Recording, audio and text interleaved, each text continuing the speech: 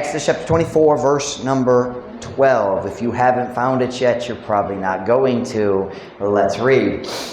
English una. And the Lord said unto Moses, come up to me into the mount, and be there.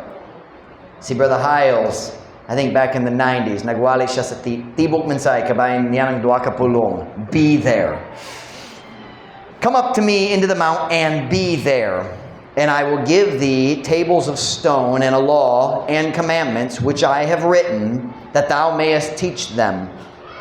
And Moses rose up, and his minister Joshua, and Moses went up into the mount of God, and he said unto the elders, tarry ye here for us, until we come again. Kaya nga pulong tarry, nagpaspot hula ra, nagpaspot sa hula. Tarry ye here for us, until we come again unto you. And behold, Aaron and Hur are with you. If any man have any matters to do, let him come unto them. And Moses went up into the mount, and a cloud covered the mount.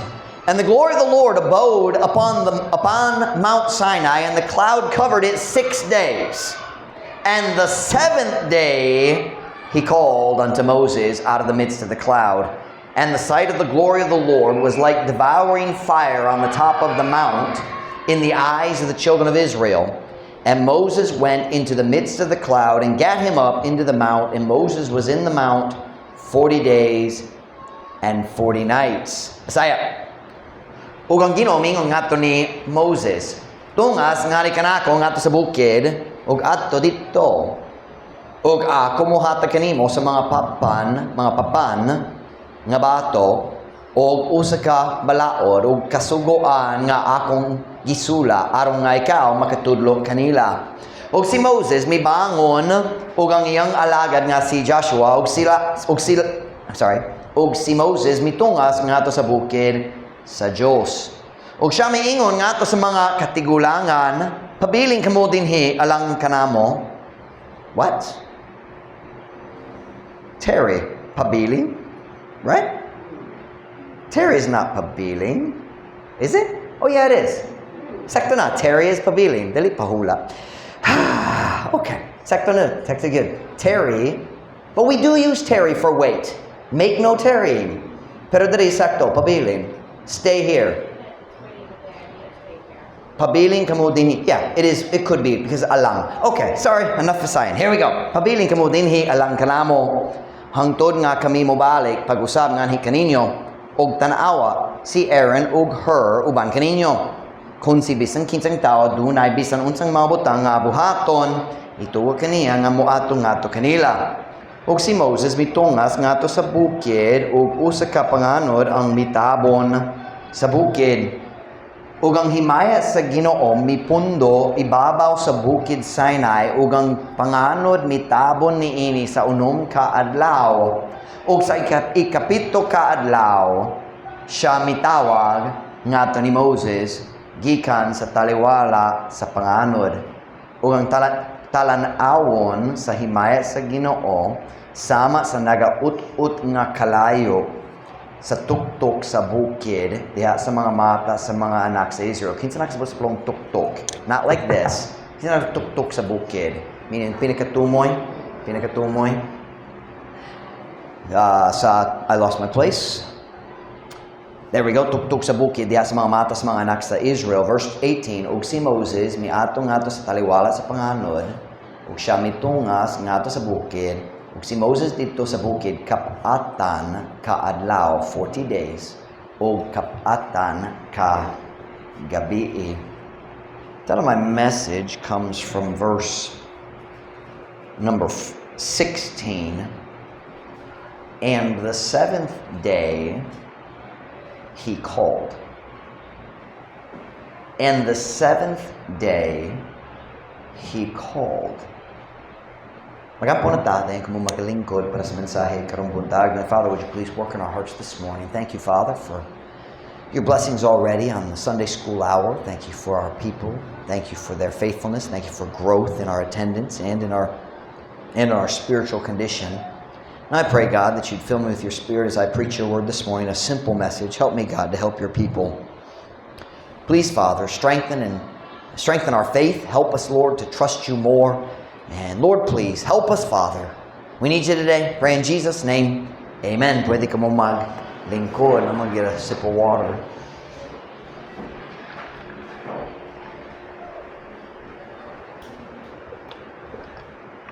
Kung ako mangutana karong buntag, pila ka adlaw nga si Moses na dito sa babaw sa Mount Sinai. Most of you, murag ang kadaghanan ninyo mahibalo nga 40 days o 40 nights ang time nga si Moses na dito sa Mount Sinai. Ang Diyos mihatag kaniya sa balaod ang mga instructions para sa tabernakulo. Naidaghang 40 diha sa kinabuhi ni Moses. Ang kinabuhi na bahin sa tuluka 40s. Sa first 40 years of his life, nagkinabuhi siya diha sa palasyo sa hari sa Egypt. Dayon nagawa siya, nakakita sa iyang kaigsuunan ng mga slaves dito sa Egypt. Dayon nagpanalipod siya sa uska slave, nagpatay sa Egyptians. So kinahanglan siya naglayas siya nga to sa deserto. The Bible says the back side of the desert, meaning coming awan gayud, layo gyud gikan sa Egypt. Og na siya dito nagatiman siya sa karnero 40 years. Naggikan siya sa palasyo ngadto sa kamingawan og dito sa kamingawan magbalantay ra siya. And the Bible says he was content to dwell there with his father-in-law nga si Jethro. Naminyo na siya, na duha ka anak, 40 years. And then, ang Diyos nagpadala kaniya balik sa Egypt, og 40 years pod na siya dito sa wilderness nga nag-lead sa katawhan sa Diyos. Nagdating 40 sa kinabuhi ni Moses. I don't know why, and I don't think there's anything deep special to understand, pero 40 daghan panaglitam 40 days na siya dito sa babaw sa Mount Sinai. Nailaing panahon ni minaog siya gikan sa Mount Sinai. Ang mga tao nakasala, naghimo na sa revolto, sa bulawan nga kanding, unsa ba? Nating kanding, a golden calf. Si Moses naghapa ug nagampo siya na pod 40 days and 40 nights. Milagro gyud, wala nagkaon, wala nag-inom. Pero naidagang 40 diya siyang kinabuhi. Mura kamo nahibalo. 40 days, 40 nights na si Moses dito sa bukid. Pero, I suspect most of you are not familiar with the story we're going to look at this morning. Mura ang kadaghanan ninyo, wag yun nakamatikod sa detalye nga ako magpakita ninyo karong buntag. I lost my place in my notes. Today, ganahan ko mag-istorya ninyo kabahin sa first 6 days na si Moses na dito sa babaw. Diha sa verse, let me find where I am here. Diha sa verse 12, ang Diyos nagsugot ni Moses, saka na sa bukid, ako magtagbo nimo diri sa babaw. The presence of God, ang presensya sa Ginoo murag kalayo nga nagsunog dito sa top sa babaw sa bukid, and there was a cloud but also fire, and Moses went up the mountain into the cloud. And I want you to notice, look at verse 15 and 16. And Moses went up into the mount, and a cloud covered the mount. And the glory of the Lord abode upon Mount Sinai, and the cloud covered it 6 days.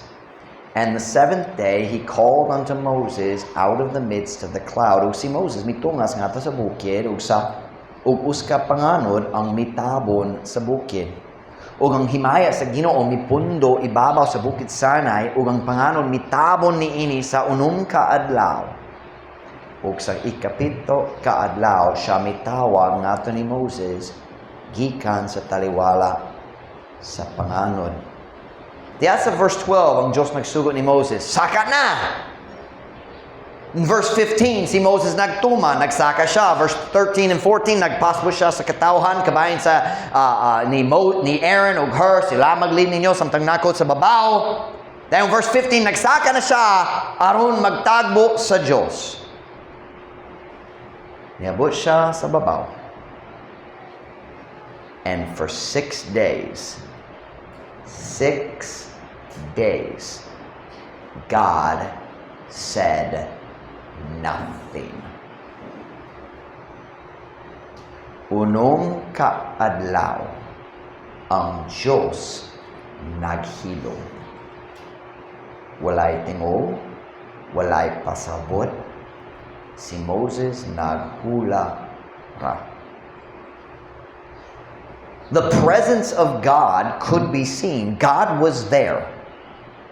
Ang presensya sa Ginoo klarong makitaan bisan ng mga tao dito sa ubo sa bukid makalantaw, they could see God's presence. Verse 17, and the sight of the glory of the Lord was like devouring fire on the top of the mountain in the eyes of the children of Israel. Ug ang talan-awon sa himaya sa Ginoo sama sa nagaut-ut nga kalayo. Sa niyo ut-ut, meaning mo sunog hangtod mawala na. Nagaut-ut nga kalayo sa tuktok sa bukid diha sa mga mata sa mga anak sa Israel. Watch now. God was there, but He was silent. Ang Diyos na dito, pero hilom siya. For 6 days, God said nothing. Now, kung ako si Moses, wa ko kabalo unsay gihuno-huno ni Moses, pero kung ako si Moses, ako kabalo unsay akong isulti. God, why did you call me up here? Abi na ko ikaw mo na mensahe para nako. Nga naman ikaw nagtawag na ko diri. Day 1, hilom. Day 2, hilom.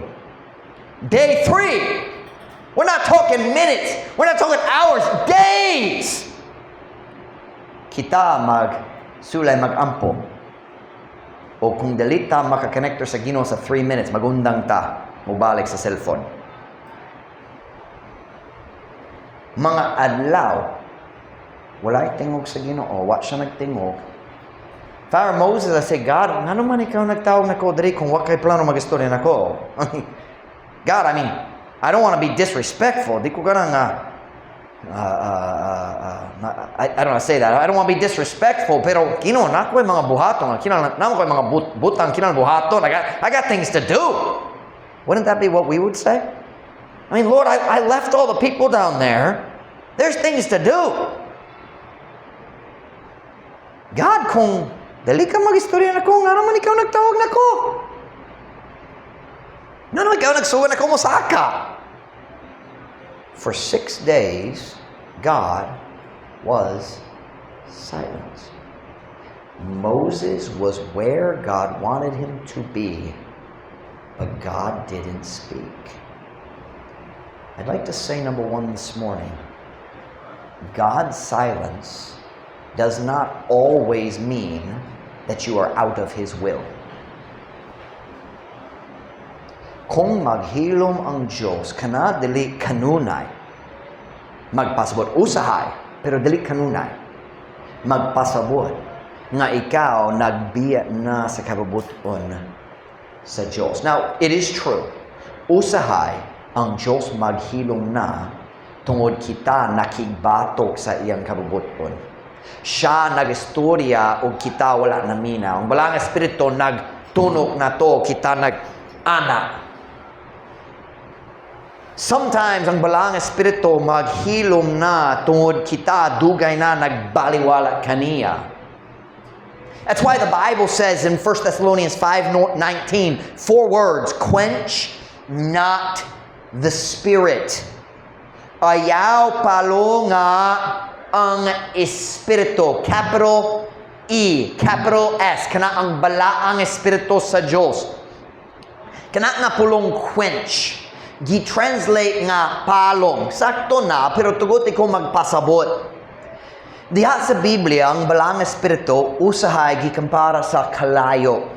Panalitan, si John the Baptist, sa diyang nagwali siya, kabayan sa pag-abot ni Kristo, iyang gisulti, ako mo baptismo ninyo gamit ang tubig, pero naay mo sunod na ko, siya mo baptismo ninyo gamit ang balang Espiritu o kalayo. Or we could say, pinaagi sa Espiritu sa balang espiritu o kalayo. Many times you find spirit, the Holy Spirit and fire connected. Sa adihang ang balang espiritu what's the word I'm looking for?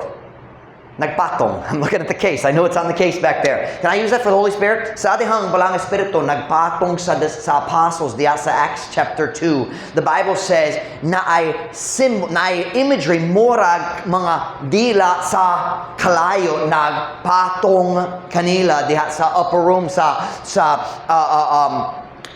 Acts chapter 2. Many times ang paglihok sa balang espiritu gikumpara sa kalayo. O kana nga pulong quench sa English, it's more specific than palong. Pwede kong magpalong sa light switch. Ato ko dito magpalong ko sa light. Gamit ang switch, di ba? But quench, you can't say quench the light. That doesn't work in English. Mas limitadong pasabot. The word quench in English means magpalong sa kalayo sa kandila. You quench it. You ever do this? You know what I'm talking about? That is quenching. So when the Bible says quench not the spirit, it's ang balang espiritu magsulay, maglihok, and you put the fire out. Ang Ginoo hong kanimo, and you say, ayaw na lang Ginoo. Di ko ganahan makaduong niyana. Can I say to you this morning, this is not the message, but I want to make it clear. A saved person, as a saved person, bisan ang tao nga naluwas, you can quench the Holy Spirit in your life. Makahimo ka, ikaw makapalong sa paglihok sa balang espiritu diha sa imong kinabuhi. You can put out the fire that God is trying to use to change your life. Makapalong ka sa kalayo nga gamiton sa Ginoo sa pagbag-o kanimo. You can quench the Holy Spirit. You say, Pastor Mike, I don't understand. Allow me to illustrate. Mosulod ka sa church. Ug ang pastor mo barog o mowali. Wala siya'y idea unsa imong mga sala or unsang plano sa Ginoo nga maglihok diya sa imong kinabuhi. Ikaw lang kabalo, ang Diyos kabalo. Ang pastor wala, nagwali lang. Ug samtang ang pastor magwali, naay nagdilaab, naay kalayot, nagdilaab diya sa imong kasing-kasing. Naay pag ang pulong magdulot, lalo magdulot, and you feel that burning in your heart. You feel like kinahanglan ko maghimo sa decision, pero for some reason makigbato ka niya na. Dili ka mag-anhit dari sa front. Ang Diyos naglihok sa imong kasing-kasing, pero dili ka mag-anhit dari sa front. Or, mag-anhit ka dari sa front, pero dili magampo. Oh, kabalo ko ka na may tabo usahay. Ang tanan tao magampo ako pod. Mawanhit dari maghunhun na kabayan sa paniud to. Naminaw ka, mura ng tao, tapan ako may balik, ako po mo balik. Ang balang espiritu naglihok, and you said no. Sa sunod simana or sunod service, musulod ka sa church, ang pastor magwali, nag-feel ka pag-usab, kana nga kalayo, kana nga nagadilaam nga kalayo sa imong kasing-kasing, pero mas gamay. And that the voice of the Holy Spirit starts to get softer. Ang tingog sa balang espiritu mahimo nang mas hinay. Ikaw maminaw sa pagwali, maigo ka, di ko. Maigo na po, di ko. Ug matag panahon, mahimo na kang mas gahi. Ang tingog sa balang espiritu mas hinay na. Ang kalayo mas gamay. And eventually makaabot ka sa punto diin makadungo ka sa pagwali o walay pagbate. Sakto. Gibate, pagbate. Let me tell you this morning, usahay na ay Kristohanon nga mag-feel sa relief. Hoy, nagsimba ko, wala na naigo. That's a scary thing, my friend. Napalong na ang balang espiritu diha sa imo. if you can hear preaching, ug di gyud ka maigo, or kung maigo ka, di ko, that bother me. I know, kabalo ko si pastor, pero kabalo ko ni pastor, stricto kayo siya, pero okay ako. You feel nothing. You have quenched the Holy Spirit. And that should scare you, not relieve you. Nakaginhawa na. Wala na ego. That should not make you happy. That should scare you to death. Do you know what that means? Ang balang espiritu naglihok o ikaw nagdumili. Huwag siya naglihok, ikaw nagdumili. O siya naglihok, ikaw nagdumili. Finally, siya nagsulti, sige, bahala ka. Di na ko. Kung ready na ka nga matabangan, na ako diri maghula ni mo, pero di ko mugukod. That's a scary thing.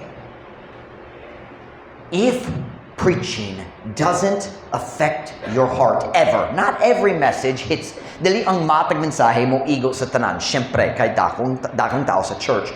Pero kung makasulod ka sa church, makadungong sa dakong mensahe, di yun maigo, something's wrong.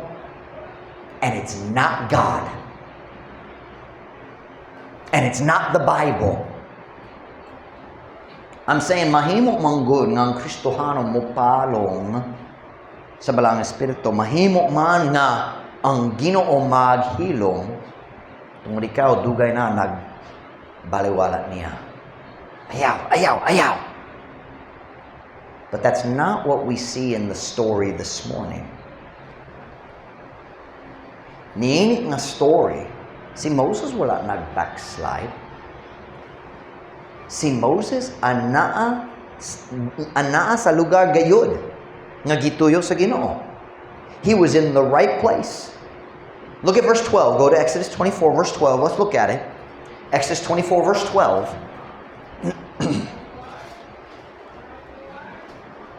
Exodus 24, verse 12. Kung nasa amen? And the Lord said unto Moses, come up to me into the mount, and be there, and I will give thee tables of stone and a law and commandments which I have written, that thou mayest teach them. Tungas ngari kanako ngadto sa bukid. Klaro man, God said, come up. Moses came up. Ug sa unong kadlaw ang Ginoo naghilom. Unong kadlaw ang Dios walay gisulti. Truth Baptist Church, listen to me this morning.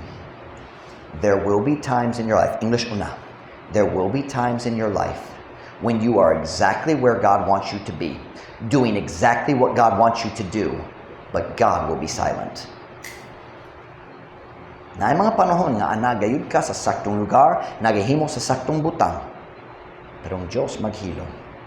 Murag ang Diyos magtago sa iyang nawong ug nag-feel ka nga dili ka maka-connect, nag-feel ka nga Ginoo wala naghatag nimo sa paggiya, pagtabang. Listen to me this morning very carefully. Kumobot ka ni anak na punto sa imong kinabuhi, anak ka sa saktong lugar, naghimo sa saktong butang, pero ang Diyos naghilom. Listen to me now. When that time comes in your life, don't move. Ayaw, what's the word? Not lihok, ayaw pagbalhin. Kung ang Diyos nagtawag kanimo ngadto sa babaw sa bukid, tayo mubot ka o maghilom siya, stay on top of the mountain. Pagpabilin diya sa lugar, diing gibutang ka sa Diyos. Silence doesn't always mean you're out of God's will. Pero kinang mahitabo usahay mo, buta sa panahon nagsunod ta sa Ginoo hangtod diri, pero kalit lang nga nangitas ko sa Ginoo, wala siya nakaplagan nako. I don't understand. God's not speaking, He's not guiding. I feel lost. It feels natabon ko sa panganon. Dili klaro ako makita sa kinabuhi. I'm just confused. If God called you there, stay. Stay. Sometimes God is silent, but that doesn't mean you're out of His will. Kinang mahitabo kung mubutta niya nga panahon na natabon ta sa panganod sa kalibog. Ginoo Ako nagsunod ni mo diri, pero nalibog ko. Wala sa'yo mong gibuhan. Nagsulay ko mag-ampo, pero mag-feel ko ang Diyos wala nagtubag. Nag-experience pa ka ni Ana. Dali ako lang. Mubot ka dito, magduda ka. Ang yawa mo doon. Maghong-hong. Pasinasayod ka. Abili mo, nagsunod ka sa Ginoo, pero pasindali man di ay. Nagadoon ba ka niya ng ating hong? Listen to me. If God calls you to the top of the mountain, stay there even if He's silent. He will speak on His schedule. Motawag siya dihat sa schedule, dihat sa panahon na gitakda niya. When I was in Bible college, nag-study ko kabay ni Brother Heidenreich sa Sunday school ganiya. You guys can, I was imitating him. I said, ask Mama Ruth, that's what he talks like. And Brother Heidenreich was great. And Brother Heidenreich, he would often say this statement. He would say, I'll give you the English first, then ako mag-translate. In our missions classes, nagtudlo siya sa mga klase sa kabayan sa mission, sa Bible school. He would always say this.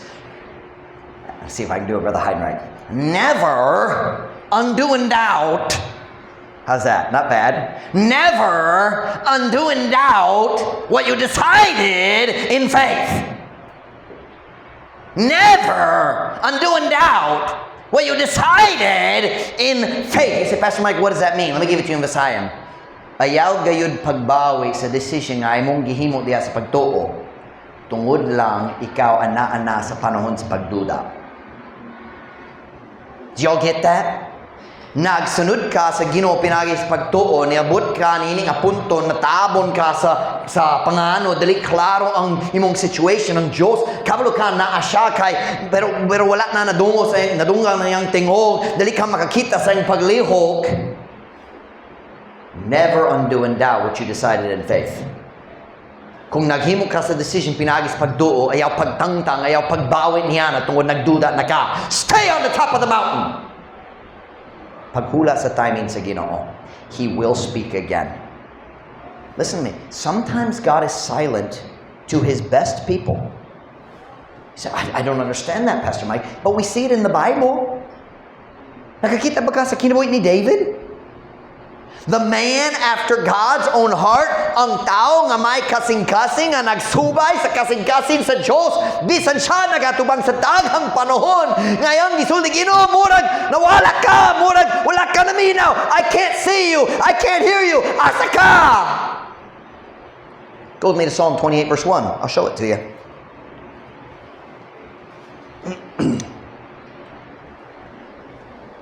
Psalm 28 verse 1. Kung nasa amen? I'll give you another second. Psalms. It's in the New Testament. Right after Romans. Right before 2 Pastor chapter 2. Second Pastor Mike, I mean. What I found I mean now. Psalm 28 verse 1. Kung nasa amen? A psalm of David. Unto thee will I cry, O Lord my rock. Look at his request. Be not silent to me.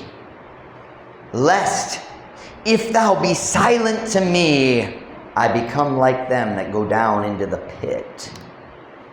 Uskasolmo ni David, uskasolmo ni David. Nganha kanimo ako mutuaw, O Ginoo. Akong dakong bato. Ayaw pagpakahilom ngari kanako.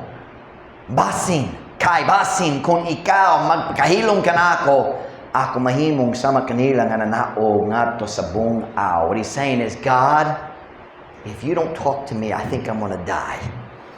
Go to the pit, ilubong na.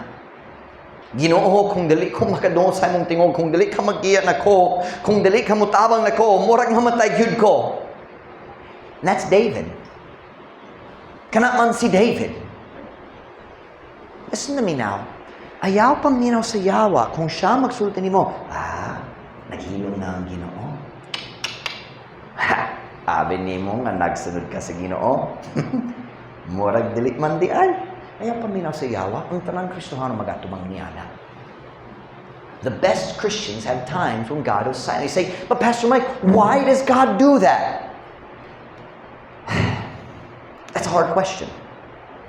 I've heard some really good messages. Nakadoon ko sa ubang mga mensahe kabay niya sa mga rasong na panahon ng Diyos maghilom.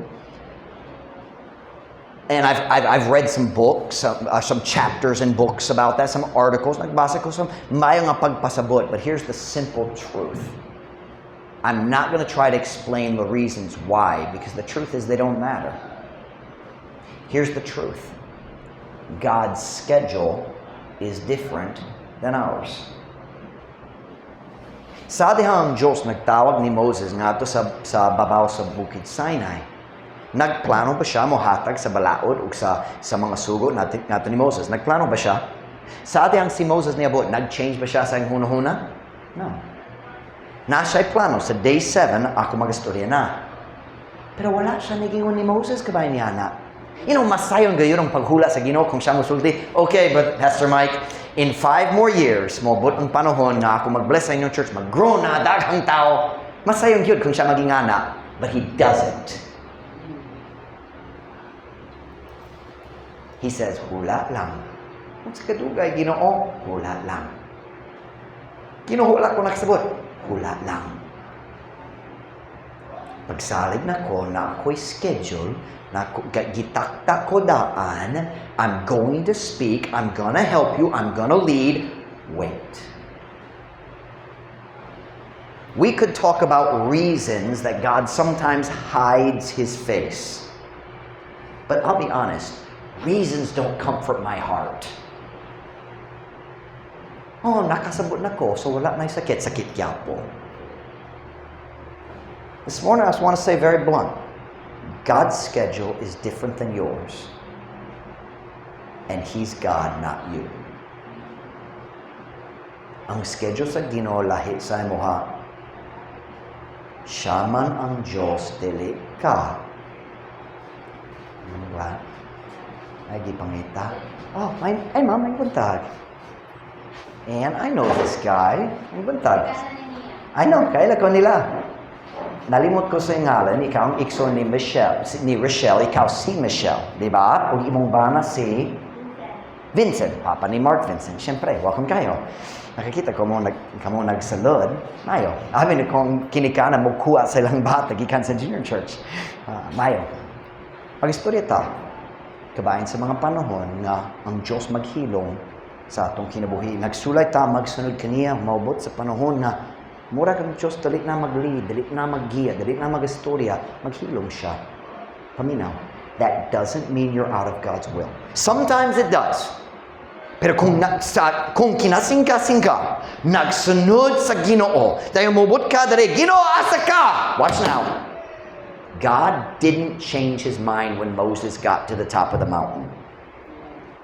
Kung ang Ginoo pod, wala nag-change sa iyang plano pag sa imong kinabuhi. If God, kung ang Diyos nagdalat nimo nga to niini nga panahon, niini nga kahimtang, stay where God put you. On the 7th day, He called. Diya sa ikapito kadlaw, siya nagtawag na pod.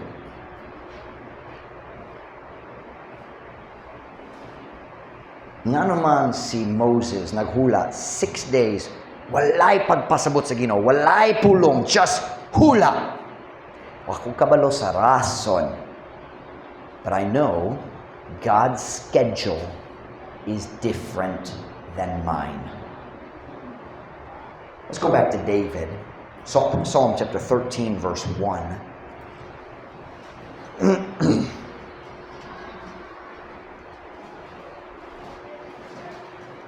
Kinyang laing panahon sa kinabuhi ni David nga nag-feel siya nga ang Diyos nagtago, gikan niya. Ang Ginoo naghilom. Psalm 13 verse 1. Psalm 13 verse 1. Kuna na sa amen? to the chief musician, a psalm of David. So kinamapulong ni David mismo nga to sa Ginoo. Look, listen to these words. How long wilt thou forget me, O Lord? Forever? How long wilt thou hide thy face from me? This is David! Kini man si David! Ug bisan si David na panahon nag-feel siya ang Ginoo nagtago. How long shall I take counsel in my soul, having sorrow in my heart daily? How long shall mine enemy be exalted over me? Kasaya, unsa kadugay ka malimot ka na ako, o Ginoo? Sa kantoran ba? Unsa kadugay nga imong tagoon ang imong nawong gikan kanako? Unsa kadugay ako mudawa og tambag diha sa akong kalag. It's like makigtambag sa akong kaugalingon. Nga nagabaton og kaguol diha sa akong kasing-kasing sa adlaw-adlaw. Unsa kadugay nga akong kaaway ibabaw. Sayop na, ibabaw kanako. Wala ko nakasabot. Listen to me now this morning.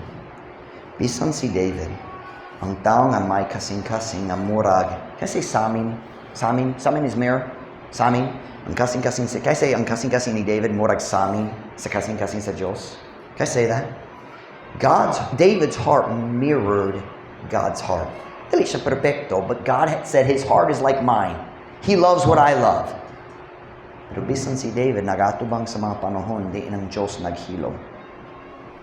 And I said, number one, God's silence does not always mean that you are out of God's will. Ayaw paminaw sa Yawa. Ang Yawa ang maghonghong sa mga doubts. Listen to me now. God doesn't use doubt as a tool. The devil uses doubt. Listen to me. Ang Yawa ang mogamit sa pagduda. Ang Diyos, ang balang espiritu, dali gayon musulti nimo. Sigurado ba ka? No. Kaya ang Ginoo kabalo. So kung naay problema sa imong kinabuhi, o ang Diyos kanhan mag-change niya na, ang balang espiritu modol nimo musulti, kinahanglan ka mausap. Di gyud siya musulti. Sigurado ba ka? Am I making sense to you? God doesn't use doubt. God knows for sure. The devil uses doubts. The devil uses fear. Ang Yawa maong musulti nimo. Sigurado ba ka nga napakas kabubuton sa Diyos kay tanaw nimong kahimtang murag ang Diyos nagsalikway na nimo. You've heard that, haven't you? Nakadungog ka niya nga yawanon nga honghong. Can I say it that way? Don't believe it. Number one, God's silence does not always mean you're out of His will. If you're out of His will, He will tell you. Kung layo ka gikan sa Ginoo, siya mosulti nimo kung ganahan ka mahibalo. Number two, God's silence will not last forever. Kung ang Ginoo maghilom, kana dali maglungtar hangtod sa kantoran. Diha sa ikapito nga adlaw, God spoke. But I know how people think. Pastor Mike, mas dugay kayo ang akong kahimpang kaysa 7 days. Kamay kayo, 7 days lang? Ako ataas kayo.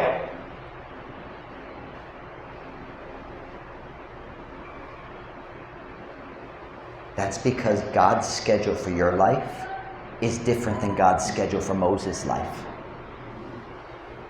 Si Joseph naghula 13 years. Si Abraham naghula 25 years para sa pagkatawa ni Isaac. Si David naghula, wala may kabalo, pero murag 10 years, 15 years kapin. Si David naghula, naglayas gikan ni King Saul. Ang schedule sa Ginoo, watch now, lahi sa atong plano o lahi sa iyang plano para sa uban. Undang yang pagkumpara. Ang pagkumpara, dali mo tabang. Ma-discourage lang ka. Kino nagtabang ka kaniyang nga naman wala pa. Nagtabang na ako. Kaya ang iyang schedule lahi para nimo kay kaniya. Kay lahi ang imong kinahanglan sa iya ha. But I'm saying today, God's silence will not last forever. Listen, you will have times. Naagayo ang mga panahon sa imong kinabuhi nga nag-faithful ka, nagsunod sa Ginoo, ug moabot ka sa panahon nga ang Ginoo maghilom. Ug malibog ka, Ginoo, asa ka? Unsa imong gibuhat? Nga naman wala ka nag-istorya nako, nga wala naggiyan nako, nga wala nagtabang. God will speak again. Ang Ginoo mag-istorya pag-usab. Pero kina ang atong problema.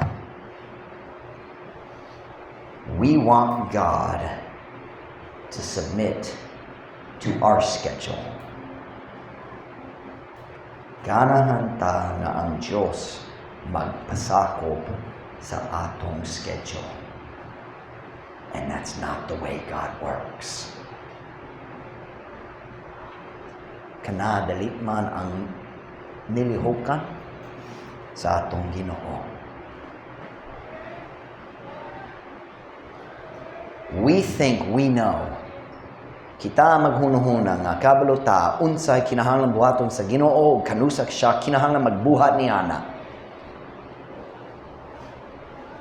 Listen, the message this morning is simple. Stop expecting God to submit to your schedule and you submit to God's schedule. Pagpasakop ngadto sa schedule, ngadto sa timing nga gitakda sa Ginoo. Pastor Mike, nga naman kanusa ako maminyo ako kabalo sa schedule sa Ginoo. Murag 100 years pa para nako na milagro sama ni Sarah.